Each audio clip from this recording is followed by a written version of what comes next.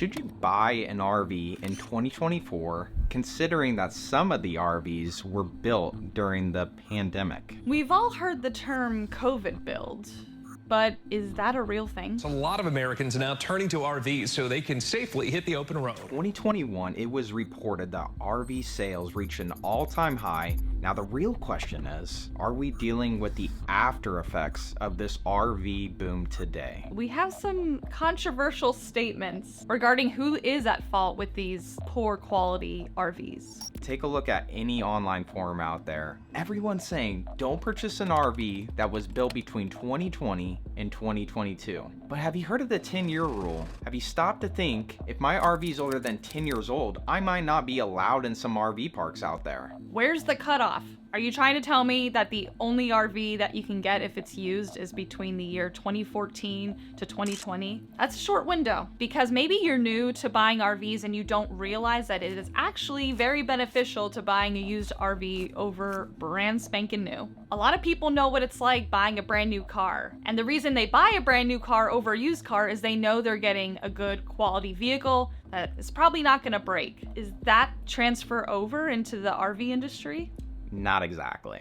Now, I do like the fact when you buy new RVs, you have first access to like the newest interior designs, the technology that goes behind them, and you can also custom build these RVs to accommodate whatever lifestyle you want getting into the RV life. Compare that to dealing with a used RV. Maybe someone is living not such a clean life, it smells, the layout's just not what you want. At the same time, the person selling might up the price because there's a lot of features inside that they upgraded. They added a washer dryer, or they installed some cool water filtration system. Oh, not to mention insurance can be lower. A lot of people believe that the previous owner of an RV has already worked out those initial kinks. But I think the biggest thing people take into consideration is price and depreciation. As soon as you drive off the RV lot, you're talking 25-30% already knocked off the price that you bought the RV for originally. You're already hit with all that markdown, so if you turn around and all of a sudden like, I don't want this anymore, well, I'm sorry to say, you just lost a lot of money by driving it off the RV lot. You're going to be paying higher premiums if you buy a brand new RV. It's just the way it is. They're going to cost more, and the insurance company is going to demand more of a premium from you every single month. If I could just be blunt for a second, buying a used RV, you're just not going to have a factory warranty on the RV anymore. It's not going to be valid. It's not going to come with a warranty that you can be reassured if anything goes wrong, you could just take it back to the dealer to get fixed. With a new RV, however, you're guaranteed that that puppy is coming off the RV lot with a warranty that you can rely on. Or can you? Or on top of that, how about an extended warranty? Now you're guaranteed more reassurance that it's going to last for a longer period of time in case a couple years down the road you're going to have some issues. I have some personal opinions about extended warranties, and there's a lot of talk about this online, whether you should get it or not. Extended warranties are great considering RVs break a lot. But here's the issue. The dealerships want you to bring your RV back to them because the extended warranty is usually through the dealership and the manufacturer, and they have this deal where all the parts and all the work gets done at that specific location. That sucks. Because now when your RV is breaking down halfway across the country, they're going to want you to bring it all the way back to get it worked on. Does that make sense to you whatsoever? No, it absolutely does not. Yeah, because mobile techs are so popular nowadays, and if you can have somebody come to you to fix it, but your dealership is like, no, you have to bring it to us. That's the rule, that's the contract. I don't like that at all. They won't even reimburse you for it, so you can't get out there, use a mobile tech and be like, hey, can you just pay for what the mobile tech did? But what I want to say about this is if you're looking to get an extended warranty, I would have it in writing that you could take the RV to multiple places, basically anywhere to get repairs done, and they will cover it. Put it in writing. If you like the way we're handling all this and you think maybe there's some other people in your lives out there that can benefit from this knowledge, Facebook groups, or anyone that you know, share it away. Help us spread the word so that we can help other people in the RV life and maybe share a little good karma for others looking to get into the RV industry. Remember when we talked about this 10-year rule when it comes to campgrounds and not having an RV greater than 10 years? What does that mean? Because so many RVs out there get outdated quickly with this 10-year rule. I mean, it's like buying a new TV. Every year they come out with a newer, better one. So you could imagine you put a lot of money in this RV and all of a sudden, what? I can't show up to an RV park? That's what they're saying. If your RV is 10 years or older, you might be subjected to not being allowed into their RV park. Yeah, there was actually this one time we called that RV park and we asked them, what's the reasoning behind that rule? Yeah, we were very curious. And I think they said something about it being an electrical issue. I don't even know what that means. But let's get into the real reason why they're probably not allowing this. And they won't admit it. A lot of the times when you run into this rule out on the road, this is coming from parks that are like higher end parks. So the reasoning behind this is because they want to keep the nice looking RVs or the nice looking aesthetics to attract more RVers to their park. Let's face it, buying an RV is going to be one of the biggest purchases that you'll ever make in your entire life. So is right now in the year 2024 the right time for you to make that purchase? Let's back it up to the year 2021 when this RV industry just started really booming. RVs were just selling hot off the lots and dealers were requesting new models so quick. When the actual pandemic occurred, everyone had nowhere to go. So what did they do? They opted to purchase an RV, something that they've never had any experience with, just so that they can maintain that freedom of travel. Yeah, they were able to go on vacation and social distance in the wilderness in these RVs. Day after day, families, hundreds of people are buying fresh RVs off the lot, and that just makes more demand. And you know what? There's not enough supply to keep up with it. Not only the supply of the rigs, but the whole supply chain issue that happened all over the world. It just affected the build of so many things, not just RVs. How many of you guys out there actually own one of these rigs that we're talking about?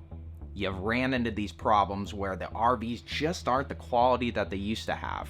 I bet it's a lot more of you than you think it is. With increased RV production, statistically speaking, you're gonna have more RV problems. Normally when somebody wants to get into the RV life, they spend months or even years doing research. Yeah. What rig they want, what kind of RV lifestyle do they want to live. And what was happening in 2020 and 2021 is you had these people who are used to going to hotels who can no longer do that, did zero research.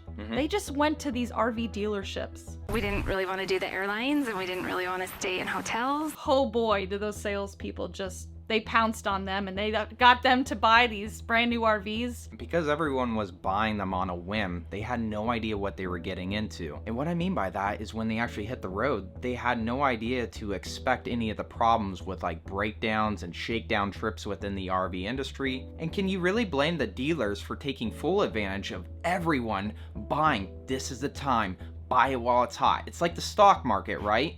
So who's really at fault here? If you know anything about this lifestyle, it requires patience, procedure, and problem solving. Even if you're an experienced RVer, it's still difficult to navigate through all the issues you run into. Now fast forward a month or two, all these other RV people that had no idea what an RV was before even purchasing one, they watched the movie RV, they bought the RV, and now they're out there living the RV life, but everything's breaking. Now they're blaming the dealerships and like, you gotta fix this, help us. When we bought our first RV, we had a travel trailer, and instead of taking it out on a test trip, we just took it for the first time across the country, right? Lo and behold, we could not figure out how to get hot water out of the shower. So yeah, we went a couple days without taking a shower, and we thought to ourselves, what the hey man, we have this brand new RV, it's broken, what's going on here? All we had to do was turn the bypass valve. It was set to winterizing mode, and we didn't know that because we didn't know what we were doing. It was very easy for us in that moment to jump on social media and just start complaining. We didn't. Well, I think it's interesting because how many people are out there are like, yeah, that makes sense. You bought your RV. We did buy our RV before everything went down with the big boom in the pandemic. Yeah. So let's flip it on its head and ask the question of like, do you blame the dealers then for building all these RVs like crazy, getting them out super quickly, even though the actual supply wasn't keeping up with the demand? Well, I would argue and say the RV salespeople, their job is to sell RVs. Their job isn't to, determine who should have an RV and who shouldn't. Well, that's true. I mean, they got families to feed, so you can't really blame them for wanting to work off commission and push these RVs out. I mean, it was just a really weird time, and everybody was affected by it on both sides. But how does that apply to buying an RV in 2024 or buying a used RV? Yeah, because some people are looking at RVs online and they'll see, 2021. Nope, I'm not even going to look at it because it's a poor quality RV. Is that fair to say? A nice little benefit to these COVID rigs is that most people just use them lightly. They got into this lifestyle, realized, hey, this is crazy. Same for me. But now, if you're looking to buy a used RV during that time frame, are you having to pick up the pieces that they were not getting addressed? That owner did not get any of those problems addressed, and now you're having to get those addressed years later with the rig being out of warranty. Wow, it's a lot to balance, right? Do we think that these rigs were rushed through the production line because of the supply and demand? 100% yes. Were people making purchases on a whim and not thinking, is this a right financial move for me and my family? 100% yes. So once again, who's at fault here? Let's fast forward to now, here in 2024. Have we fully even recovered from that whole period that we're talking about? Meaning, is the quality going back up? I don't know. What have you guys seen out there? But even so, maybe manufacturers are going bankrupt for a reason because the quality's going down and there's just not enough people in the market to be making these purchases. I do believe this pandemic RV quality thing has affected a lot of manufacturers' reputations. So where do we stand on all this? You're sitting there trying to figure out, well, I don't want to buy used in that time frame. Should I buy new? What's the right answer? You're going to be surprised by this because we actually do have something that's going to help you no matter what situation you're in. The amount of red flags we see all over the internet when we're doing our research is just, you might as well be at a rodeo. I stumbled upon a Reddit post where somebody was sharing their experience buying an RV at a dealership. Whether it was used or new, the person was saying something along the lines of, I let them know that we're going to hire a third-party inspector, someone who's certified to come in and do an inspection on the rig, and the dealer stated, oh, we have a policy that does not allow this. That's crazy because I also read stories out there of private sellers just being like, no, we're not going to have anyone come inspect our RV. Take it or leave it. Red flag or not? The reason, if you're curious to why this dealership refused a third-party inspector, is because they had an inspector come in one time and he broke stuff on the RV.